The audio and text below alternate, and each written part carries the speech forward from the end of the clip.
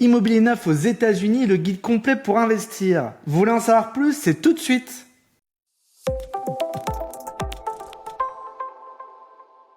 Alors bonjour à tous, je suis Julien Renard d'Investir.us, je suis ravi de vous retrouver pour cette nouvelle vidéo. Alors aujourd'hui on va parler d'une de mes spécialités, l'immobilier neuf aux États-Unis. Vous le savez sans doute si vous me suivez sur la chaîne Investir.us. D'ailleurs n'hésitez pas à vous abonner, à liker, à partager cette vidéo. Je suis promoteur immobilier aux États-Unis depuis maintenant plusieurs années. Je vis moi-même aux États-Unis depuis près de 10 ans et avec le temps et l'expérience j'ai développé cette activité depuis 2017.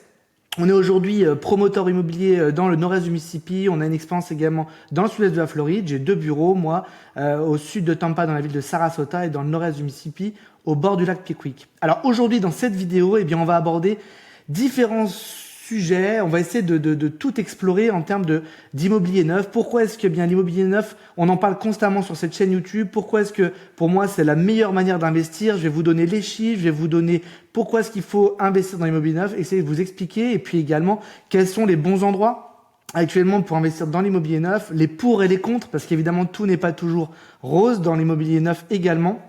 Il y a quelques inconvénients, mais on va essayer de faire une rétrospective de tout ça et vous donner tous les éléments pour que vous puissiez prendre votre décision en pleine connaissance de cause. Let's go!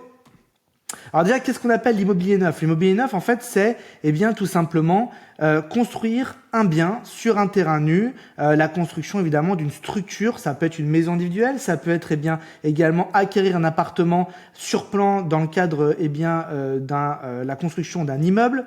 L'immobilier neuf, globalement, c'est vraiment tout construire, prendre du terrain, faire des fondations, construire la structure, amener tous les réseaux, bien sûr alimenter le bien en eau, également s'assurer qu'il y a les évacuations pour traiter les eaux usées adéquates, l'électricité, le système de chauffage, couvrir le bien et puis bien sûr le rendre habitable. L'immobilier neuf, ça passe évidemment par tout un tas d'inspections tout au long du process. J'en parle très souvent. Nous aujourd'hui, on est capable de construire une maison individuelle en 6 à 7 mois environ. Tout au long de notre construction, on est inspecté par l'administration locale. Alors c'est souvent le building department, le département du logement, si on traduit ça littéralement. Et donc c'est une organisation, une entité en fait d'une ville, d'une city ou bien d'un county. Tout dépend où est-ce que vous construisez, où est situé le terrain. Et donc une fois qu'on a eu toutes les inspections, qu'on a passé toutes les inspections et qu'on les a réussies, arrive l'inspection finale. Donc dès que le bâtiment est terminé et que les plans sont conformes à ce qu'on a déposé et les permis qu'on a obtenus initialement, là on obtient ce qu'on appelle le certificat d'occupation de la part de la city ou du county, ce qui permet évidemment de vivre dans le bien ou de le mettre en location, en tout cas de pouvoir l'exploiter. Alors la construction, pour que vous ayez tous les détails, ça va très loin puisqu'il faut même, dans beaucoup de cas, mettre des carrés d'herbe autour de la maison. Il faut que tout soit fini avec un driveway pour qu'on puisse accéder au bien de manière facile. Ça peut être un driveway, une arrivée en béton, mais ça peut être également en gravier. Enfin, il y a différentes manières de faire. Évidemment, tout ça doit être encadré dans le cadre d'un contrat. Si vous construisez un bien aux États-Unis, il faut s'assurer de tous ces détails. Mais la construction, c'est vraiment jusqu'au bout. Il faut comprendre également que l'électroménager, dans beaucoup de cas aux États-Unis, fait partie de la construction. Nous, en tout cas, on livre tous nos biens clés en main, prêts à louer, avec tout le kit électroménager pour la cuisine, four-plaque, lave-vaisselle, frigo et également effectivement vous avez le micro-ondes qui est inclus, donc voilà, c'est vraiment un clé en main et c'est ce qu'attend aussi l'inspecteur de la ville, avoir un clé en main pour que ça respecte exactement les plans qui ont été déposés et les permis qui ont été obtenus pour ces plans. Pourquoi s'intéresser à l'immobilier neuf? Il y a plusieurs facteurs à ça. Déjà, il faut comprendre que l'immobilier neuf aux États-Unis, c'est pas comme en Europe. Si vous m'écoutez depuis un pays francophone, la France, la Belgique, le Luxembourg, la Suisse, vous le savez, nous, l'ancien, ça peut vouloir dire du cachet, ça peut être des biens recherchés. C'est pas le cas aux États-Unis. Les biens anciens ici sont quand même assez récents. Ils ont quelques décennies, mais c'est souvent des biens qui sont obsolètes. Alors parfois, ils sont rénovés et donc on va dire qu'ils sortent un peu du lot, mais si c'est des biens qui sont restés dans leur jus, on n'est pas du tout sur le même type de marché qu'un bien neuf. Le bien neuf, le gros avantage qu'il a, c'est qu'il correspond au mode de vie actuel, des plus grandes pièces, plus de pièces d'eau, des biens aussi qui correspondent aux besoins des familles, plus d'enfants, moins d'enfants, des espaces qui sont dédiés au home office. Donc voilà, on a des plans qui sont adaptés et également qui ont toutes les dernières normes. C'est les dernières normes électriques, dernières normes de plomberie, dernières normes d'isolation, les fenêtres sont neuves, donc également il y a des économies qui sont faites à l'avenir pour les acheteurs ou pour les locataires en termes de d'électricité, d'eau ou de gaz. Voilà, il y a des avantages très importants à avoir un bien neuf. Et puis au-delà de ça, c'est un bien qui est très attractif pour des locataires, puisque tout est neuf, tout est beau. Vous avez de l'électroménager dernier cri, vous avez des tendances, voilà, des biens qui sont vraiment tendances, les couleurs actuelles. Donc c'est très attractif pour un locataire. Et effectivement, ce sont des biens qui se démarquent tout de suite du marché. C'est pour ça également que ce sont des biens qui se valorisent beaucoup plus rapidement que des biens dans l'ancien. Il y a un vrai marché du neuf qui est différent du marché dans l'ancien, c'est ce que j'essaie de vous expliquer. Et le marché du neuf, ça a toujours été un marché qui s'apprécie plus. Alors quand je dis du neuf, ce sont des biens qui sont construits on va dire aujourd'hui, comme des biens qui ont été construits il y a 5 ans en arrière. Ça c'est ce qui va s'assimiler à des biens neufs. C'est les biens dernière génération en fait. Donc c'est pour ça que beaucoup de nos clients font des rotations, ils achètent un bien aujourd'hui qu'ils vont revendre sous 3 à 5 ans. Il n'y a pas d'obligation là-dessus, il n'y a pas non plus de garantie de faire une plus-value sur cette période-là, mais c'est souvent des rotations naturelles pour ressortir par le haut de ces biens et générer de la plus-value. On a d'ailleurs des clients via de l'acquisition de biens neufs qui ont fait des plus-values énormes. Je pourrais vous envoyer un fichier où je pourrais vous montrer les plus-values qu'ont fait certains de nos clients, notamment entre 2017 et 2021. On a des clients qui parfois en 1 an et demi ont eu l'opportunité de revendre avec des plus-values de plus de 20 à 30%. Donc vraiment très intéressant. On a des clients qui ont fait plus de 100 000 $ de plus-value sur des investissements de l'ordre de 300 ou 400 000 $, avec en plus la possibilité d'avoir du financement. C'est un des autres avantages des biens neufs, c'est qu'ils sont très finançables. Les banques les adorent parce que ce sont des biens qui sont tout neufs, qui ont de la valeur, voilà, sur lesquels aussi l'appraiser, qui est l'opinion de valeur que l'on obtient, que la banque nous demande d'obtenir pour être sûr que la valeur est là. Généralement, ce sont des biens dont l'estimation est même supérieure à la réalité du contrat. Nous, ça nous arrive sur tous nos contrats. Nos clients ont des plus-values virtuelles immédiatement et la banque adore ça. C'est aussi des biens que les assureurs adorent, puisque ce sont des biens, encore une fois, qui sont beaucoup moins risqués, qui sont beaucoup plus solides, que ce sont des biens aussi qui coûtent beaucoup moins cher par essence en termes d'assurance. Alors les nouvelles constructions aujourd'hui, c'est vrai qu'il y a des marchés qui sont particulièrement tendance. Nous, les marchés où on se situe, effectivement, en font partie. Le sud-ouest de la Floride est vraiment un grand marché de nouvelles constructions. Donc il y a beaucoup de nouveaux produits qui sortent, des produits de maisons individuelles, voire même d'immeubles de rapport, d'appartements à saisir. Il y a également le Texas qui est une grande zone également de nouvelles constructions. Voilà les grandes zones. Et puis après, il y a des zones qui sont un peu moins connues, un petit peu en retrait. Le Tennessee, le Alabama. Il y a également des zones là qui sont en fort développement en termes de nouvelles constructions. Nashville. Vous avez également Huntsville dans l'Alabama qui sont vraiment des zones où les marchés sont en train d'être construits, tout simplement parce que c'est des zones qui se développent énormément en termes d'habitants. Nashville a gagné 150 000 habitants ces 10 dernières années, il faut bien les mettre quelque part ces gens. Huntsville, c'est une ville en 1960 qui faisait 15 000 habitants, aujourd'hui c'est presque 250 000 habitants, donc ce sont des zones qui doivent être bâties. Au-delà de ces grands marchés que tout le monde explore, que tout le monde connaît, et où les gros constructeurs sont présents, et donc où il y a quand même beaucoup moins d'attractivité pour des petits investisseurs comme nous, nous on va en dehors des sentiers battus, on va dans des zones où on a besoin de nous. C'est le cas du nord-est du Mississippi, c'est le cas de la région du lac Pickwick, où aujourd'hui vous avez très peu de personnes qui font de la construction nouvelle et où il y a un vrai besoin. Le marché à 80% a été construit avant 1950. Vous avez également très peu de biens disponibles à la location. Donc tout ça combiné fait qu'aujourd'hui, on est sur une pente très positive. Ce sont des marchés en plus qui s'apprécient de plus de 10% par an. Donc sur du neuf, autant vous dire qu'on est en train d'énormément sécuriser la valeur de ces biens. Et ce sont des biens également où vous allez avoir peu de risques en termes de maintenance. De par l'emplacement où ça se trouve, le nord-est du Mississippi, c'est pas une zone qui est particulièrement connue pour le risque climatique. Il peut y avoir quelques tempêtes, mais on n'est pas du tout dans des zones dites ouragans. Et d'ailleurs, les assurances sont très peu élevées dans cette zone-là. Et puis, bien sûr, ce sont des zones, comme je vous le disais, où on a très peu de concurrence. Donc, il faut y aller. C'est là où on a besoin de nous. Grosse demande locative, peu de biens disponibles, pas du tout de biens disponibles en neuf. On va dire qu'on est vraiment sur une autoroute à ce stade. La concurrence va arriver.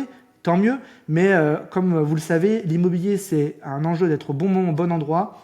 Je pense que le nord-est du Mississippi et la région du lac Pickwick, c'est le cas. Alors ensuite, pour parler financier, comment est-ce que ça fonctionne pour financer un bien neuf? Alors, deux options. Soit vous venez avec eh bien, du cash, vous avez du cash disponible et dans ce cas-là, vous allez financer cette construction via un appel de fonds contre l'avancement du bien. On a beaucoup de nos clients qui fonctionnent par ce biais-là et ça leur permet de comprimer le coût. Et c'est vrai qu'on a un prix préférentiel pour les clients cash puisqu'on n'a pas à fournir le financement. Si vous n'avez pas capacité à acheter le bien complètement en cash, c'est nous qui fournissons le financement et vous allez obtenir un financement en fin de travaux. Et dans ce cas-là, vous allez également suivre cette mécanique d'appel de fonds qui vont en fait au total correspondre tout simplement à l'apport que vous allez faire à la banque. La plupart du temps, pour nos clients étrangers, on arrive à obtenir 70% de financement, donc il vous faut apporter 30%. Nous, vous savez sans doute que nos biens aujourd'hui sur le nord-est du Mississippi, sur de la maison individuelle, on est un peu en dessous de 300 000 $. Donc avec 100 000 $ de cash, vous êtes capable d'acquérir un bien neuf sur une maison individuelle de qualité qui va se louer 2 000 $ par mois. Et donc en apportant 100 000 $, on va faire globalement 4 appels de fonds.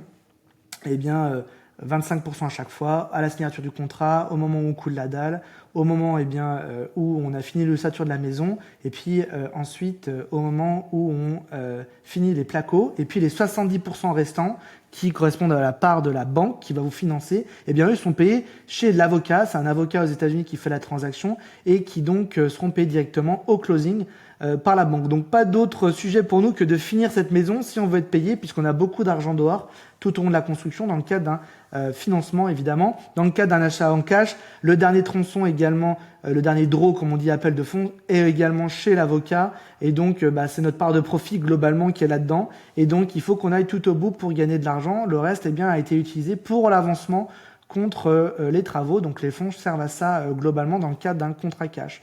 Ensuite, le gros avantage d'un bien neuf, c'est que les premières années, les taxes foncières sont extrêmement faibles. Alors si vous le savez sans doute et que vous me suivez, vous savez que Tishomingo County, c'est top 5 des counties les moins chers en termes de taxes foncières des États-Unis, donc c'est particulièrement cher. Mais alors là, c'est encore moins cher les premières années. Pour vous donner un ordre d'idée, nous, nos clients, sur les 3 premières années, ils payent moins de 500 $ par an de taxes foncières pour une maison individuelle. À terme, on estime que ça se fera 1 000 $ par mois. Pour l'instant, on n'a jamais personne qui a payé ça sur 1 000 $ par an, et pas par mois, bien sûr. Mais on n'a jamais personne qui a payé ça jusqu'à présent sur une maison individuelle. Sur un appartement ou une townhouse, puisqu'on livre également ce type de bien à partir de 150 000 $, là, vous êtes sur des taxes foncières de l'ordre de 500 $ par an. C'est globalement ce que l'on prévoit. Donc, on est vraiment aussi, grâce au neuf, sur une augmentation tranquille de la taxe foncière. Donc ça laisse aussi le temps de monter les loyers, puisque nous on construit des subdivisions. Donc évidemment avec le temps il y a de plus en plus de biens qui sont construits autour, la subdivision est de plus en plus finie et donc les locataires voient un produit de plus en plus fini, un quartier complètement fini, et parfois avec des amenities qui sont en plus, donc des services liés. Et donc effectivement ça permet aussi tranquillement de passer les augmentations de loyer année après année. Alors évidemment, si je dois reprendre les pour et les contre d'une construction nouvelle, déjà il faut comprendre que les pour sont assez importants et vraiment font la différence. Pour moi, la première chose, c'est l'attractivité du bien. Évidemment, vous allez avoir un bien où tout est neuf. Donc pour un locataire potentiel, puisque pour vous, l'objectif c'est de faire de l'investissement, vous allez tout de suite sortir du lot et du coup la demande locative est extrêmement forte et ça pendant des années, pas uniquement au moment où on livre, mais même quand on a des rotations de locataires, et je parle de ça avec expérience, on a très très peu de vacances sur nos biens. En moins de 30 jours, on trouve très très vite un locataire sur Pickwick Lake, sur toutes nos subdivisions. Deuxième avantage, qui n'est pas des moindres, ce sont toutes les garanties que l'on fournit sur nos constructions. Nous, on garantit déjà toute main d'œuvre, tout matériau 1 an. Mais au-delà de ça, vous avez une garantie beaucoup plus longue sur les structures du bien. Les fenêtres sont garanties 20 ans, l'ossature 6 ans ainsi que les fondations. On garantit également les façades qui sont garanties 30 ans, la plomberie et le chauffe-eau sont garantis 7 ans, le système de chauffage est garanti 10 ans. Bref, vous avez tout un tas de garanties qui sont d'ailleurs transférables à votre acheteur à l'avenir.